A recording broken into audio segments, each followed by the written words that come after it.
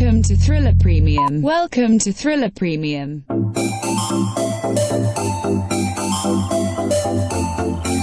In-depth coverage and timely analysis of macro and micro happenings in crypto and Bitcoin. Welcome to Thriller Insider.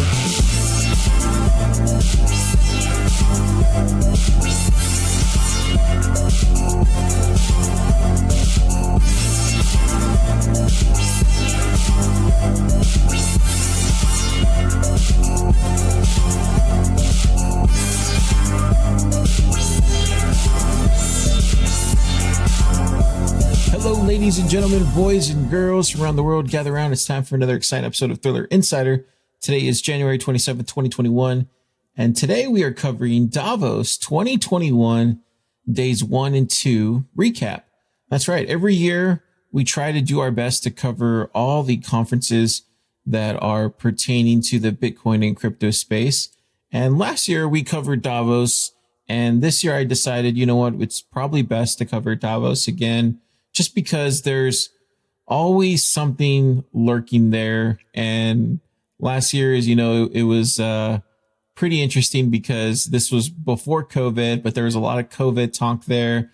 And I figured, you know what, we probably should cover Davos this year, because had we covered Davos last year and paid more attention to it, we probably could have known about some things that were headed a little before everybody else. So I figured, you know what, let's pay close attention to it this year and really do our due diligence and really find out what's going on. So this year we're covering it. We're going to really pay attention to it. We're doing a Thriller Insider. We're just doing day 1 and day 2 recap. And I picked out the best kind of, audio from these 2 days, kind of highlighting what's going on and what they're talking about in Davos for your listening pleasure. So in 1973, World Economic Forum founder Klaus Schwab launched the first Davos Manifesto. He set ethical principles nearly 50 years after its founding, and the forum has launched a new manifesto this year. The global economy has undergone a huge transformation, and they're kind of doing this whole great reset, right? And I kind of mentioned it last year. There's this whole talk about this great reset. And with the rise of big tech and the rise of China and wage inequality and ethical companies and big green tech, there's a lot going on. And, we're going to do our best here at Thriller Premium, to kind of cover, these global insights and look into the impact that, crypto and Bitcoin are having on these wider issues. With how it's responding to COVID-19 and restoring economic growth and kind of advancing this new social contract that's kind of pertaining around with what's going on here, right? I'm really going to do my best to stick to that narrative, right? I'm not going to try to, feed her off into this politicizing that's being done around the world around these issues, right? I'm really going to focus on the digital currency aspect of it all, and the Bitcoin aspect of it all. So I promise you that. So with that, let's dive into Davos 2021.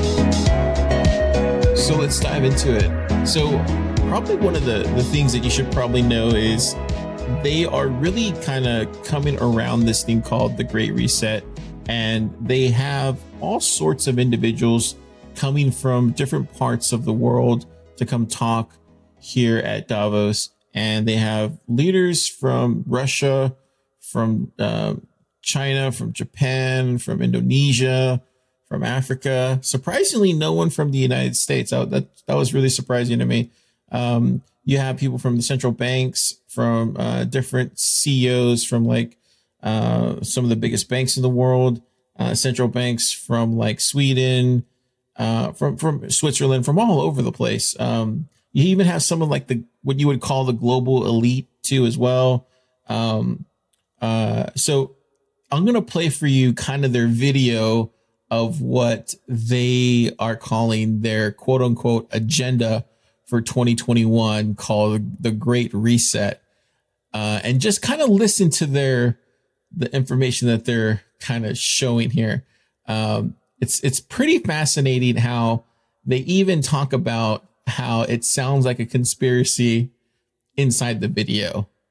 So take a listen. The pandemic has radically changed the world as we know it, and the actions we take today as we work to recover will define our generation. Now is the time to think what history would say about this crisis. 2020 has been challenging on a lot of levels, as economic, environmental, and societal frailties have been laid bare. But it's also proved that when we need to, we can act rapidly and restructure our lives. The recovery from the pandemic is an opportunity.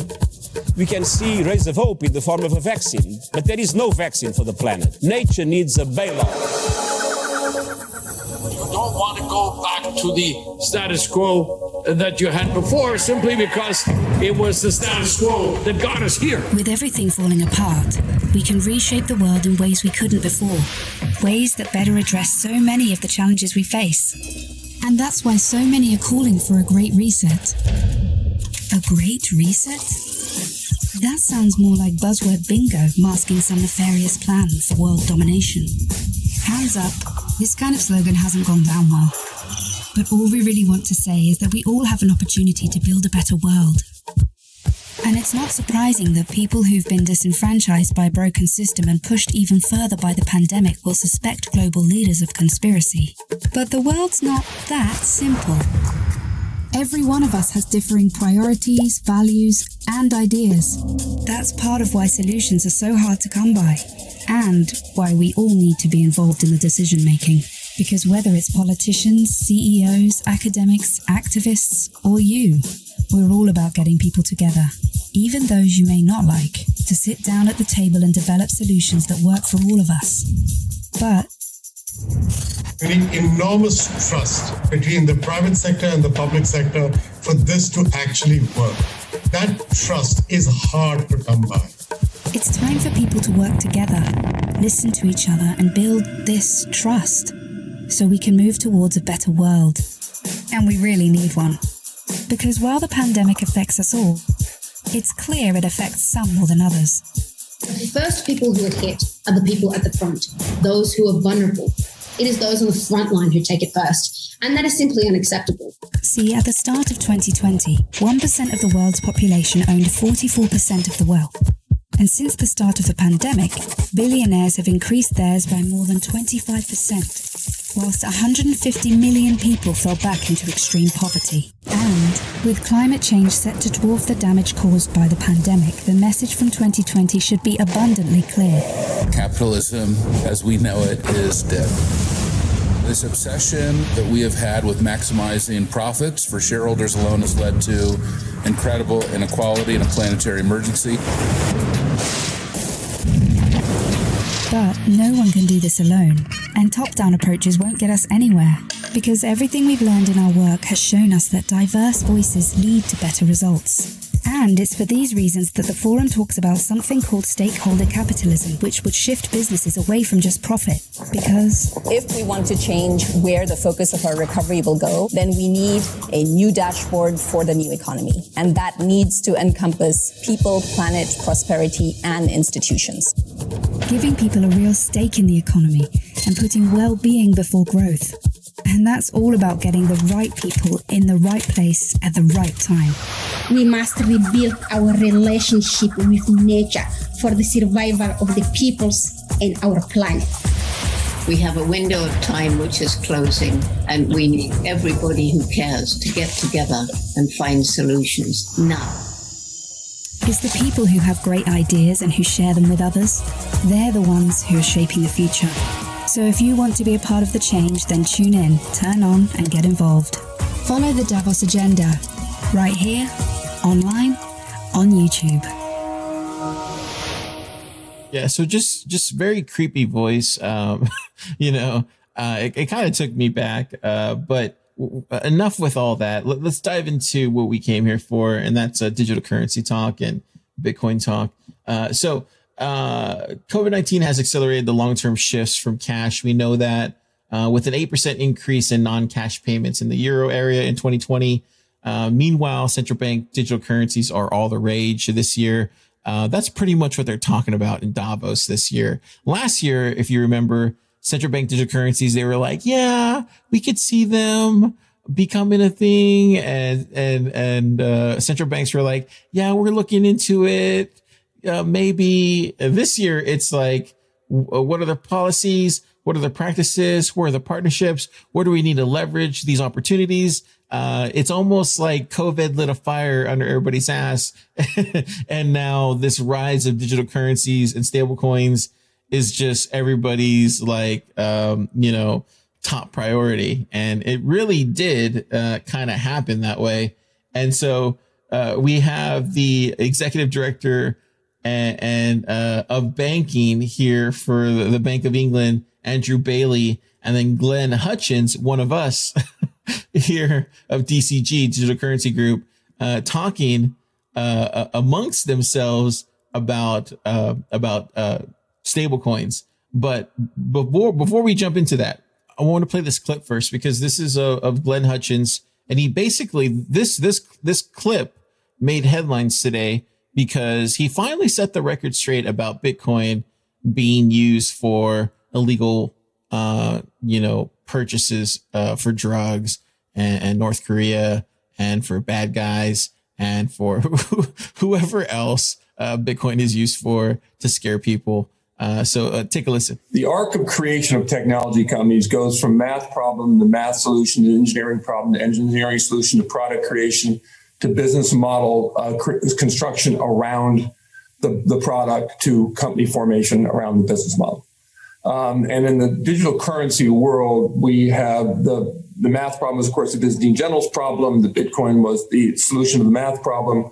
We spent much of the last 5 years taking that solution and trying to engineer products around it. We sort of solved a lot, but not all the problems that came out of that. And now we're at the point where we're actually designing products and trying to see if they can find business models. And so what I spend most of my time worrying about is, can we construct business models around some of these cool products that are being created, as you've done inside your company? Can we do that across the industry? That's where the industry is in this development. It's where I spend most of my time working. Right? You know what I'm talking about. Secondly, I would say that on the regulatory front, I think it's very important. I've emphasized enormously as I've entered into this industry that it needs to work inside a regulated environment, both from the central bank point of view and the securities industry point of view. In the United States, that would be the Fed and the SEC. But the regulators also need to understand that they need to construct a set of regulations that fit this new industry, just the way that we construct a set of regulations that Green was talking about that fit those new currency industries and the way currencies, and then the way we later created regulations to fit something brand new called stocks. We can't take the old regulatory model and put it on top of this. And my friend Ken Rogoff, professor at Harvard, former chief economist at the IMF, in his book, The Curse of Cash, writes that 80 to 90% of all U.S. $100 bills are used for organized crime and tax evasion. The single largest vector along which organized crime operates is U.S. $100 bills. Because they are untraceable, essentially, and they're fungible, and people can use them anywhere they want. The Bitcoin, in contrast, leaves a permanent auditable record called the blockchain. And that's why almost all the Bitcoin criminals are caught, because they leave footprints that are permanent and auditable. And most people from law enforcement understand this. As a consequence, this is just an example, as a consequence of which I think it's wrong to say that Bitcoin transactions are primarily used for in criminal enterprises. Because if you actually look at the use statistics right now, that's just fundamentally wrong. And so I think those sort of understandings of kind of what happens in this industry and how it operates, how it compares to the economy that we're proceeding, need to be overcome with a fair amount of education. So that's my second thing I worry about. Yeah. So, I mean, Glenn just gets it, right? I mean, we're talking about a very smart man here, right? He's co-founder of North Island Ventures. You know, he's director here of TCG. I mean, you look at his just list of past jobs that he's had here, the Federal Reserve, BA at Harvard, MBA at Harvard. Come on. I mean, if there's anybody that could explain this and people might listen, it's this guy. So hopefully he set the record straight for these people here at Davos, and let's hope that they finally listen. So that was well and good that he finally said that, and it finally caught headlines, and finally somebody with notoriety can actually get this out there, and people will listen, because we've been saying it for a really long time. The next clip I want to play is just about stablecoins, and then Glenn really caps this off here at the end because he understands it like the rest of us. We know where this is headed, and a lot of the people here at Davos are bankers, are politicians, are the quote unquote global elite. They think stablecoins are going to be the next big thing, and they think fiat currency is going to be continuing, and for a time it will. But they don't know what we all know, and what Glenn knows is that all roads lead back to Bitcoin. So take a listen to this conversation, how it starts and definitely how it ends. CBDC, so central bank digital currencies, and we talk about some of the things you mentioned going forward in this discussion. Interesting to hear from a historical context. I'd be interested for the next panelist to discuss also whether the centralized versus decentralized aspect of what you just mentioned. So this next question is for Governor Bailey and Glenn Hutchins, who perhaps might have the same point of view on this, but let's hear it. Are we here to stay now with digital currencies as part of the financial ecosystem? I mean, there are definitely advocates strongly believing this, and some on the opposite side. But has there been a turning point over the last 1 to 2 years? For instance, from COVID-19 or with the popularity of some cryptocurrencies, has sentiment turned a corner? For those of us who have been involved in technology for 7 years, we've seen sentiment ping pong back and forth. And where are we now with the thinking on how digital currency takes its place in the financial system? And I'd love to hear your perspective, not just on CBDCs, but on other forms of digital currencies. Governor Bailey, would you like to start us off? Yes. Thank you. And first of all, I think that the lessons of history are fascinating here. I think the answer to your question is, are we here to stay? Is for digital innovation and payments? Yes. There's been huge innovation in payments in recent years, and rightly so, but we still have some very big gaps to fill.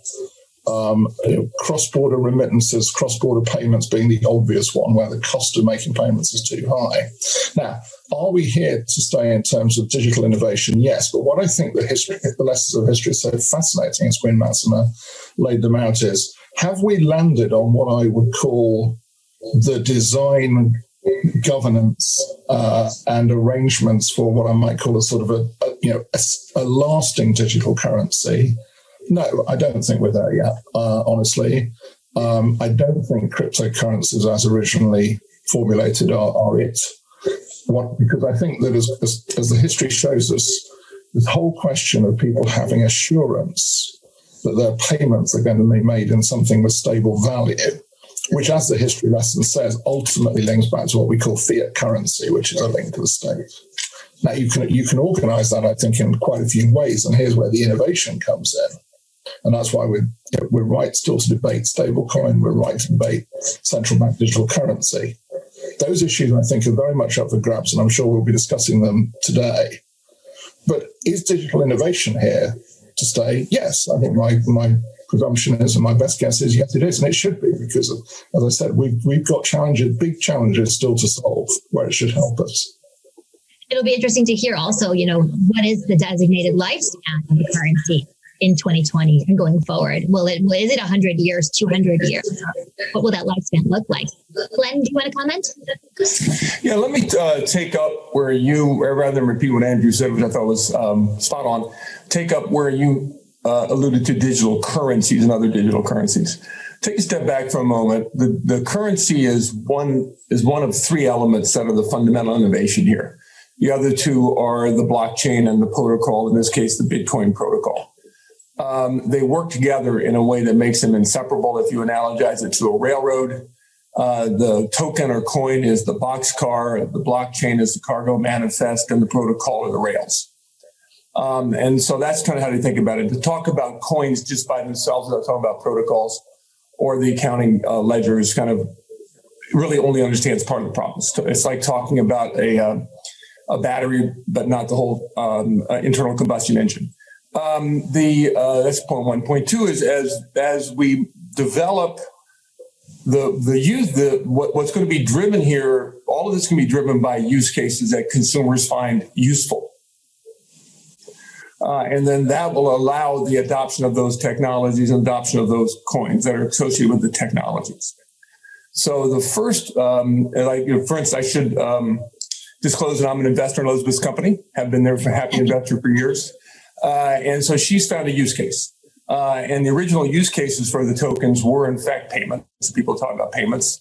But then when Ethereum was created, a different kind of token, a different solution, that became the use case there became smart contracts. And opened up a whole new way of using this digital currency technology, and a whole new set of products can be created around that.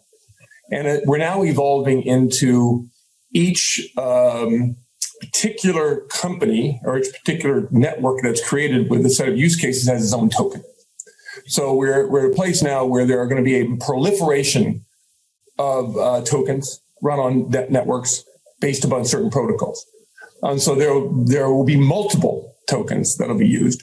And my guess is, and those will be driven by the use cases that we present to consumers to use those tokens. And then they'll come back, in my view, into things like protocol, into things like Bitcoin and stable coins for purposes of being a store of value. Another way of looking at it is more like if you're a artist and you own the rights to a song or to a movie, each time that movie is created or time that movie is shown, you get paid a little bit and it becomes more valuable the more people watch the movie. Tokens will grow in value as the network that they're attached to has more use cases. And then those tokens will themselves be more valuable. And since they're multiplicative around the networks, they'll need something to come back into: stable coins, Bitcoin, and fiat currency. Yeah, he gets it. And you kind of see this today with what happened with GameStop, right? I don't know if y'all been following the news as of late, but GameStop has kind of caught fire as a stock here recently because of a Reddit board that got the stock pumping and then shorted a lot of Wall Street vets in the process. And then they got their feelings hurt and then banned the Reddit board because a lot of Wall Street vets got really gutted.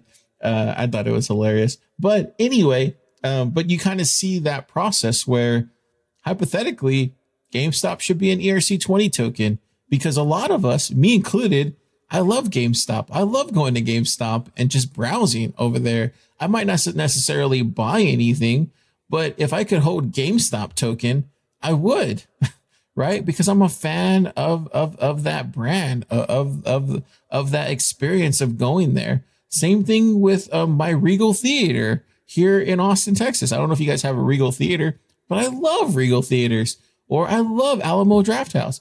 If I could hold Alamo Drafthouse coin, I would, right? And if I could redeem it there, I would. So I see what Glenn's talking about. And if that value of Alamo Drafthouse coin went up, you see how it's kind of turning. And that's exactly what he's saying. Most people don't realize where this is headed. Most people don't realize how these store values are going to occur. People think that stable coins are the end all be all for everything, that we're just going to move over from a dollar-based currency to a digital dollar-based currency. And that's going to be the end of it. No, everything is becoming a token of value of some sort. It might, and don't get me wrong, it might take, it's not going to happen next year or the year after. It might not even happen this decade, right? But at some point in the near future, this token of value is going to happen around us. And it's going to have to, because as you'll later find out through this episode, the world is becoming more of a consumption economy. And we're slowly turning from a global creation economy where we're manufacturing things to we're consuming things at a greater rate. So something has to give, right? So I really think that Glenn is very on to something there, and I think if you're holding Ether right now, gosh, so you're looking pretty good. And don't get me wrong, there's going to be other smart contracting platforms like Cardano and possibly Polkadot and possibly who knows, maybe Tezos. We never know, but there's going to be other smart contracting platforms that'll hopefully compete with Ethereum, because we can't have just one competitor, right? Control it all. So we'll see, but it's going to be very interesting to see how all that plays out. But right now, definitely Ethereum has the lead. But yeah, stable coins are all the rage right now here at Davos. And as you can see, a lot of those people have no idea where this is headed. And just like us, we're always thinking 4 or 5 steps ahead, right? We know where this is headed. We know where the goal line is. Stablecoins is something that we were talking about in 2017, 2018, right? We're so over stablecoins already. And people are barely coming around to it here in 2021. Like, they're barely slowly coming to terms with it in 2021. And a lot of us are like, yeah, we're over it. We've been over it since 2018. Yeah, I'm over stablecoins. Yeah, they're good, I guess. I don't know what to tell you. They're good, I guess. But yeah, okay. So I want to jump into this next and final, because there really wasn't a lot to pick here in Davos. They really just talking about this great reset, and they're really politicizing COVID a lot, and really don't want to get into that, right? I'm sticking with Bitcoin and digital currency, and I care more about how that's going to affect, that and our space, right? So one of the interesting people that they had here talking here at the Strengthening the Financial and Monetary System panel, because that needs to be a panel. They had Yi Gang. He's the governor for the People's Bank of China. And this individual was talking about how they are currently strengthening their financial and monetary system in China. And I want you to take a listen to his entire speech. It's 55 minutes long. No, I'm just kidding. I wouldn't do that to you. No, it was 55 minutes long, and I listened to all of it, but I snuck out probably about 8 minutes of it. And I want you to listen to all of it, because it's very concise, and I got the nice and juicy part of it. I want you to listen to it all the way through, because it's very interesting. And a lot of the stuff that he talks about in those, like, actually, it's not even 8 minutes. It's probably like 6 minutes. In those 6 minutes, he talks about quite a few things. He talks about how China has recovered, from COVID, how they're doing well, right? And then he also talks about how they see themselves as a green economy here very soon by 2030. And they also see themselves moving into a consumption economy very soon. Who does that remind you of? A consumption economy. Yeah, that's what I thought too. Take a listen. We will ensure that the policy are consistent and stable, and will not exit from supporting policy prematurely. You asked the prediction for this year. I think that will largely depend on the assumption on the COVID-19 trend. My large probability prediction is that this year, Chinese GDP will grow more or less along the potential growth level. That is more or less resuming to the normal trend. And the third and lastly, I want to mention green finance. The COVID-19 crisis once again highlights the importance of harmony between man and nature. It also reminds us the imminent risk of climate change. Yesterday, President Xi reiterated that China, they are going to achieve peak carbon emission before 2030 and carbon neutrality before 2060. The People's Bank of China, which is the central bank of China, stands ready to support this climate commitment through better resources allocation and risk management and market-based pricing by putting in place a green financial system. The system will include 5 pillars, namely, first, the system of green financial standard. Second, supervision and disclosure requirements for green financial institutions. Third, incentive and credit support for emission reduction. Fourth, the market of green finance products such as green loan, green bonds, and carbon futures. Fifth, the international cooperation on green finance. Thank you very much. Let me just follow up with one question. I started by asking you about consumption-led growth. In the fourth quarter, there was no sign of any shift to consumption-led growth. I think the impact of COVID-19, they are directly on the consumption, especially service consumption, like restaurant, party, and airline, and train, traveling, theaters, and so on and so forth. So that in Chinese economy, and consumption account for about 60% of the growth.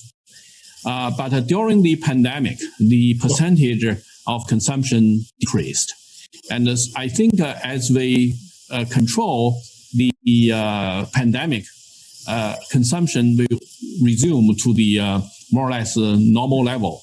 And the other trend is right now in China, our saving rate is starting decline a little bit every year. So that is a good indication that more growth come from consumption. Our export this year will continue to be pretty good, but I think the economic policy, the monetary policy, macroeconomic policy, fiscal policy, all focusing on maximize employment. If we have stable employment, that will guarantee very good consumption. So that by and large, our macroeconomic policy and the monetary policy would focus on consumption and make China to a smooth transition to a consumption-driven economy. Domestic demand would be, by and large, the most important and the bulk of the entire economy. Thank you. So just two things here, actually probably three things. So y'all remember last year when we were doing a lot of coverage on what BlackRock was doing and what the Federal Reserve was doing right around March, April, and May, and how we were talking about how not only was the Federal Reserve handing trillions of dollars to BlackRock, but BlackRock was then turning around and investing in Chinese securities with their own ETFs, right? And so I laid it out. We did a whole Thriller Insider on it. I even showed the information inside the newsletter. It was all factual stuff. I linked everything. Wasn't being conspiratorial or anything. I I really was as shocked as most of y'all were. And I was just kind of like, man, how is this happening in plain sight? And no one is saying anything. And we had an administration at the time who was very anti-China, but were letting that happen in its own backyard. And I thought that was very interesting, to say the least. So with all that going on, you then see this happening again here now. And so what I see here is China again being very pro green energy. And who's the $1 trillion asset manager that is pro green energy and will only work with pro green energy countries and pro green energy companies? BlackRock, right? So it's no coincidence that China is moving in that direction. It's because they have no choice. They have to, because of BlackRock. And I hate to say this because it almost feels like I'm the one who is the conspiratorial person in this all, but I don't know what you call somebody who sees everything in plain sight and is the only one pointing it out because all the facts are laid out there. And it's kind of like, what do you call the only person who sees everything for what it is, but it is not crazy, but like it is not going to be blind to it either. I don't know what you call somebody like that. I don't know. But it's clearly obvious that there's a shift in the world that's moving a lot of what we hold here in America to China. And it seems that this great reset is more about how America is shifting its dominance over to China. At least that's how it's played out monetary wise. It seems like to me. So that's my 1 and 2 points right there. And like I said, I'm not trying to be, conspiratorial or anything like that. It's just the facts of it all. And you can go back and listen to that Thriller Insider episode and even here today. I just find it fascinating that not too many people report on that. And I think maybe Financial Times reported a couple of times. And I think there was a governor, maybe in Arizona or Illinois, that has brought it to Jerome Powell's attention last year, during a conference. And I think we played a clip of that. And she was like, why didn't y'all invest in other diversified in a more diversified portfolio? And he was like, oh, we didn't have time. Or he said he made up some excuse. So it's really fascinating how all that works. And like, it could just be a coincidence, right? But I don't believe in coincidences when it comes to trillions of dollars, quite frankly. Another point I wanted to make was CoinDesk released some really interesting information today on the geopolitics at stake in the United States response to China's digital yuan. So CNAS came out with a report today and basically said that the digital currency electronic payment, or the DCEP system, that would give the Chinese Communist Party the powerful ability to monitor in real time the minute financial dealings of its citizens. So we all know that the central bank digital currency is releasing their own, digital yuan, and that's going to be able to, accelerate development with how they do digital payments. Well, this company called CNAS, they put together this whole kind of booklet, and it kind of goes really in depth. It's really fascinating. They do about 18 pages of this, and they start with an introduction, and they look into Beijing's motivations in creating this digital yuan, and they kind of show you the players of who got this started and how many years they've been working at it, and they really go into depth, and then they basically end with saying that once they test and implement this, which they've already kind of been doing for the past year, it's basically going to be up to the United States or actually the United States and other surrounding countries to basically say, hey, are you guys going to let China, basically monitor their digital yuan on your payment networks. And if you're okay with that, then what does that say about, data privacy and political freedom being infringed upon your citizens? And how does that affect, this supposedly economic technological growth that's supposed to be transforming this global payment system that we're supposedly building with, with these digital currencies? So this is pretty interesting that all this is going on right now. So it's going to be a lot to be kind of watching. I have a feeling that I think it's going to play. I think it's going to play out one of two ways. I think the digital yuan is either going to work inside of this stablecoin system, or China's going to be the odd man left out, and these stablecoins are going to work around the Chinese system. You know what I mean? So I don't know. We'll see. We'll see how it plays out. But I think it's going to be fascinating to find out much later how that's going to kind of work itself out. So I know for a fact China is definitely going to have its own way, because it always does, right? It didn't allow Facebook. It didn't allow Google there.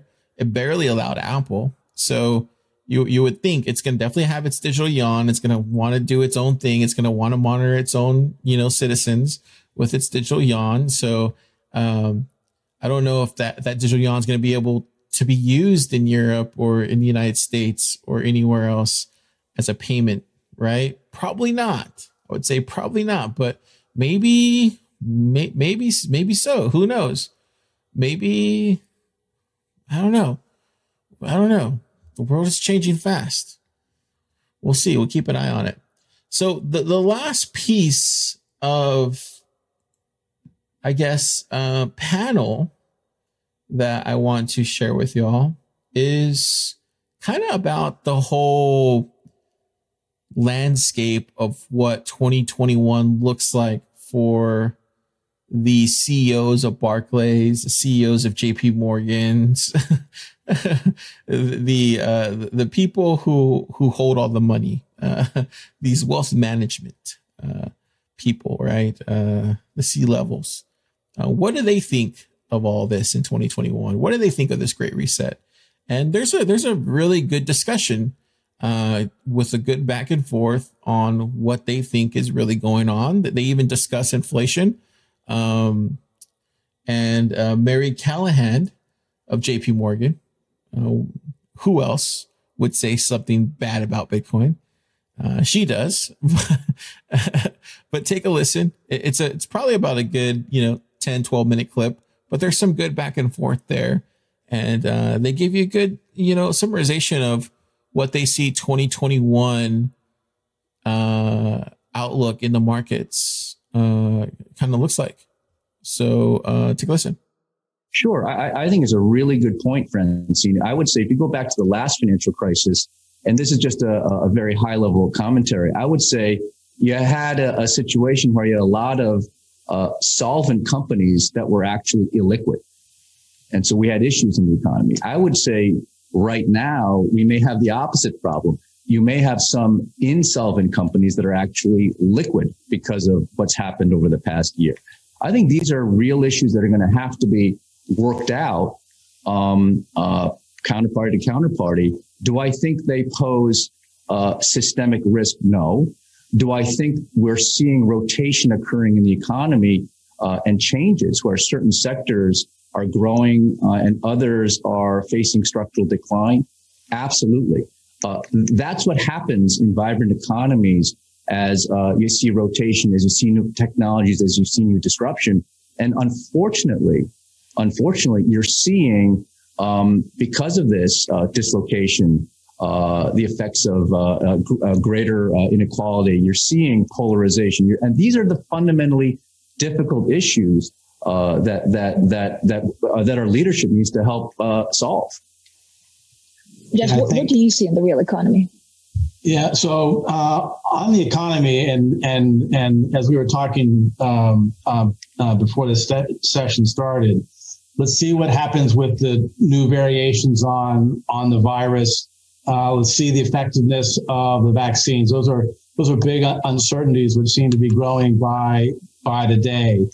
But if in fact we can start to wrestle the pandemic down, I think there's a chance, in our current view at Barclays, is you could have quite a robust second half to this year.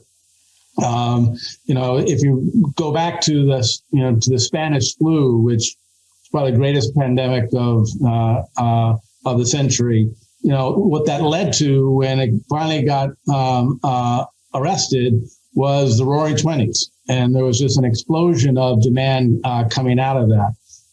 And when we look, you look at the balance sheet of a JP Morgan or a Barclays, there's just enormous stored up purchasing power. Consumers are decreasing their borrowing and increasing their deposits. Small corporates are doing the same thing, and there's just a huge amount of pent up potential consumer and business demand, which once the virus begins to be dealt with, could in fact actually do pretty strong economic growth. I'd go back to what Q-Song said. I think the challenge is it's very unequal in terms of how the economic response, both fiscal and monetary policy, is hitting different parts of the economy and different parts of society. And perhaps the greatest risk is not an economic one, but a social one.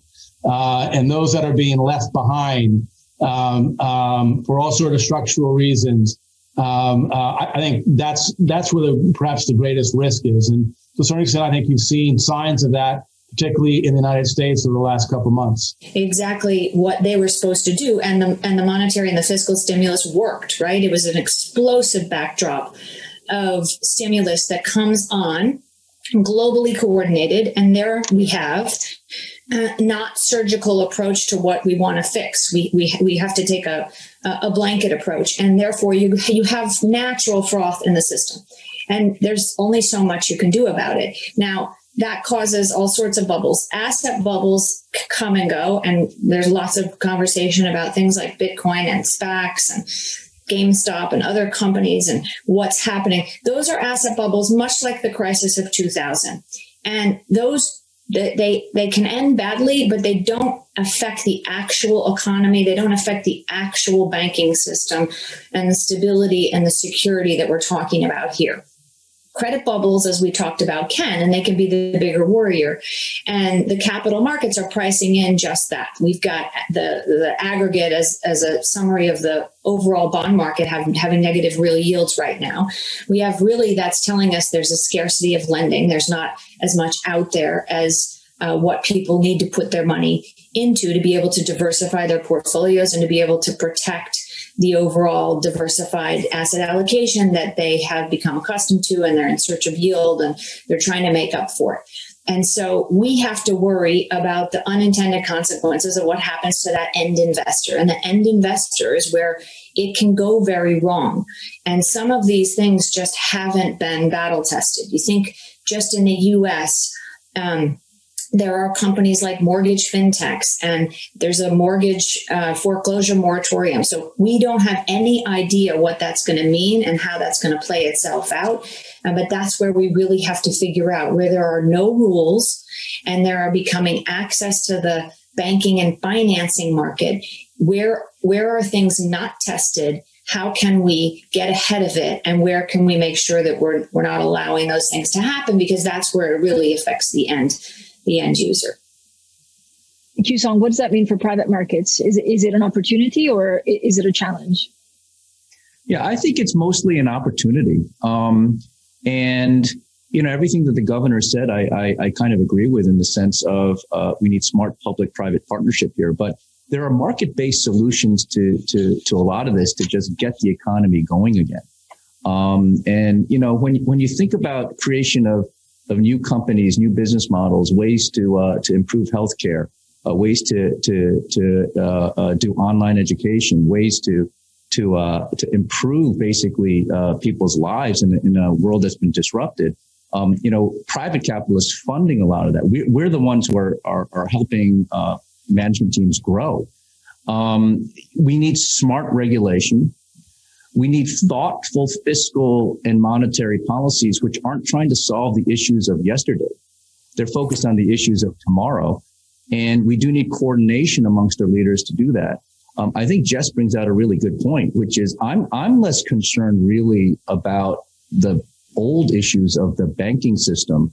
I'm much more concerned about issues around social stability, not financial stability. How do we figure out how to get trust back in government? Because government is going to be an important solution path moving forward. I think there's no more important thing that can be done right now than solve the healthcare crisis. We're not done with that yet.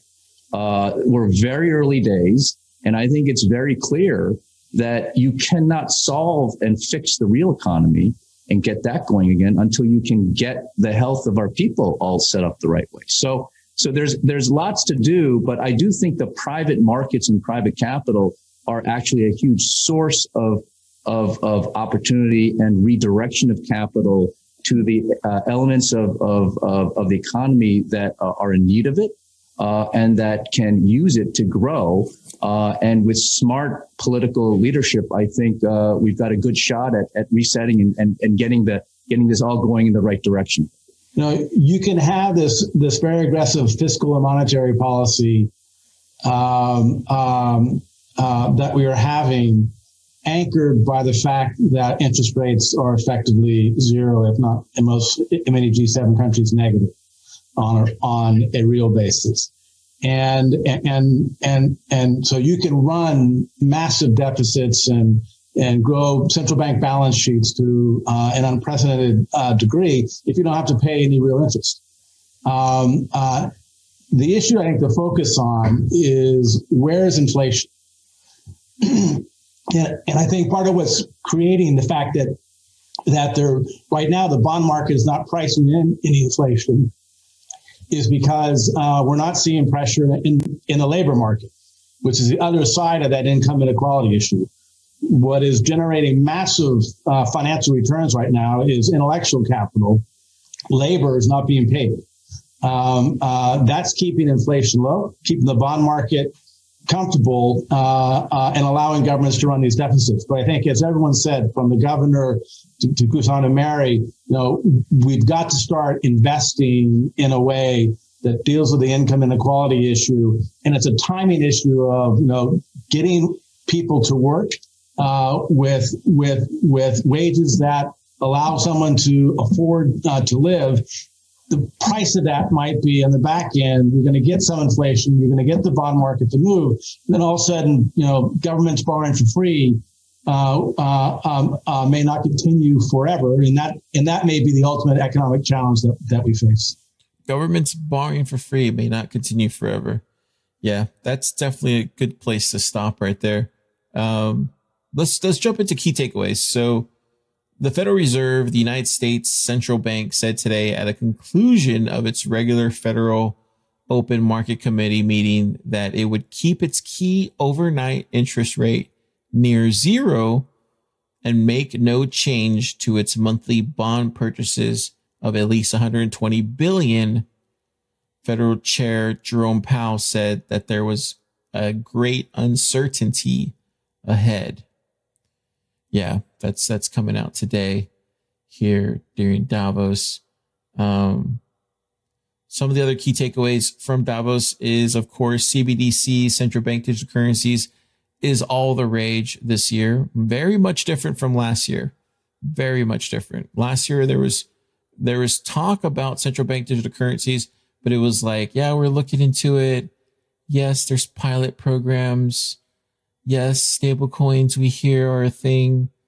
But as you know, with anything, when it comes to central bank digital currencies, they're going to be the first step globally. Governments are looking into or trailing their own central bank digital currencies, of course. China definitely making that first step, which essentially digital versions of government's fiat currency. I mean, they're not reinventing the wheel here, ladies and gentlemen. This is just fiat currency, just more money printing. just on a digital scale. So just remember that. And then China is definitely on board going green by 2030. And they definitely will use their monetary might to do so. So that's going to be interesting because they're looking to become a consumption-driven economy very soon. And that could sway a lot of business their way in the very near future. America is not looking good right now. Quite frankly, the future's not looking good in America, and it's sad being an American citizen knowing that. One of the things that scares me is hearing all this news and seeing this. It's like, geez, can we get some good news here in America? But yeah, I wish you all well who are listening to this, and hope you guys are doing okay. Bitcoin, of course, this is our last key takeaway. Bitcoin use of criminal activity is subsiding thanks to Glenn Hutchins making that statement today. Thank you, Glenn. And Bitcoin is still seen as a bubble because of what Mary Callahan said with this statement. There's lots of conversation about things like Bitcoin and SPACs and GameStop and other companies and what's happening. Those are asset bubbles, much like the crisis of 2000. And those, they can end badly, but they don't affect the actual economy. They don't affect the actual banking system. Famous last words, if I ever heard some. Those are famous last words right there. Comparing Bitcoin to GameStop stock, not good. Definitely not good. Oh man, she's gonna regret ever saying that. Just because, Bitcoin's gonna eat your lunch, man. You have no idea. Golly, imagine saying that. Golly, comparing Bitcoin to GameStop. Wow, that's a new one. What is up with JP Morgan making crazy statements about Bitcoin? What is going on? Comparing it to GameStop. Come on. It's at 30K. It's at 30K, baby. Comparing it to GameStop? Give me a break. Give me a break. Okay, I had enough of Davos.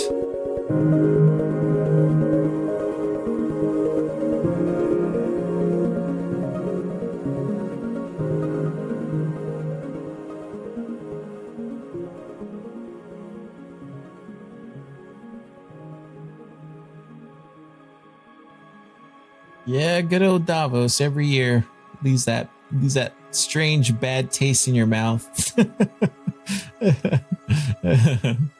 Yeah, sure does. We went ahead and got our signed credentials for South by Southwest this year. We're going to be covering that.